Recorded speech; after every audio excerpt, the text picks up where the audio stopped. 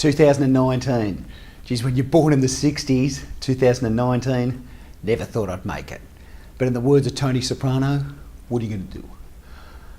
Today, let's talk tax focus and small business focus, because 2019, I reckon, is going to be maybe the roughest ride since about the year 1999 and the year 2000, which predominantly were fantastic years for small business. Maybe 2019 not so good, but it's going to be thrills and spills all the way to May, June with this election here in Oz.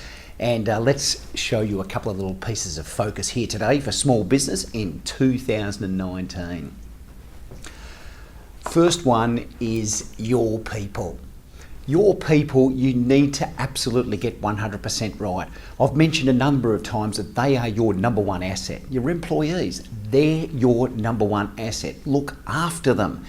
Get the right employees and then really look after them, and you'll see your business thrive. Even more important though, number one is get your industrial relations right with your employees. The Fair Work Ombudsman here in Australia is cracking right down on employees, underpayments, not getting their industrial relations right, getting the right awards, etc., etc. It is your job as a small business owner to get that right. You're going to really struggle as a small business to get to the right advisor. Us accountants can't help you too much. Your bookkeepers can't help you too much, and lawyers probably going to be able to help. Can you afford them? So get in. Get your people right. Get them on the right pay rates.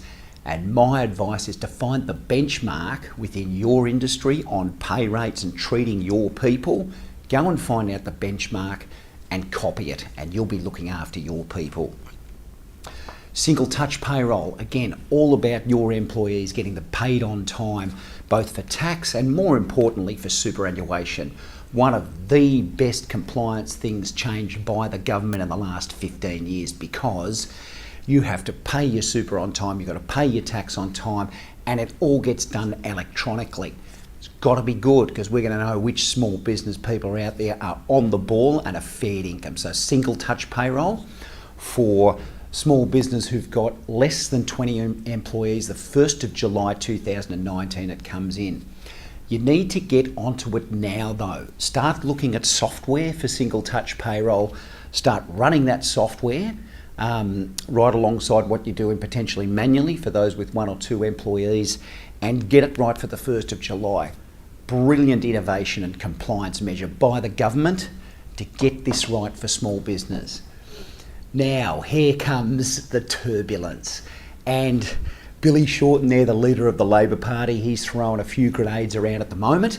And look, predominantly, if the laws do change and come through the way Bill's touting them, they are not going to be good for small business. However, one thing I will always espouse is never make a decision until the law changes, because you never know what the makeup of a parliament's going to be. You never know what the Senate decides on the final day, and you never know after or in the lead up to an election how a lot of these mooted tax changes by politicians actually happen. But essentially they're not good for small business, what's out there. He's talking about changing negative gearing, which totally understand. They're looking at trying to get people buying their own homes, which is very, very good for those people. And you've got a lot of high wealthies doing negative gearing, employees, etc. But our focus is small business. And small business people are starting to grow. They want to get into property and develop their property portfolio. And negative gearing is a good way to do it. Helps them on their tax, obviously. And if they can pick the right property, obviously you get capital growth. So the mooted changes of negative gearing, not good for small business, but let's see what happens.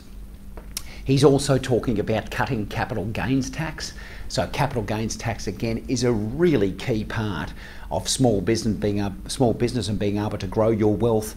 I think the changes that have always happened with capital gains tax have been good to look after small business, and that's our focus. So hopefully they don't change too much, capital gains taxes for small business. The final one that could be some turbulence ahead up to and after, obviously after the election, is franking credits. So company franking credits, really help small business. They help them in the future, they help them to run cash flow. Very, very important. The refund of franking credits in small business. These are the hotspots for 2019 in small business. These two really around your employees. These three, keep an eye on them. You're going to have no control. The government may or may not change things. Don't make a decision until the law changes, and make sure you get the right tax advice. See you soon.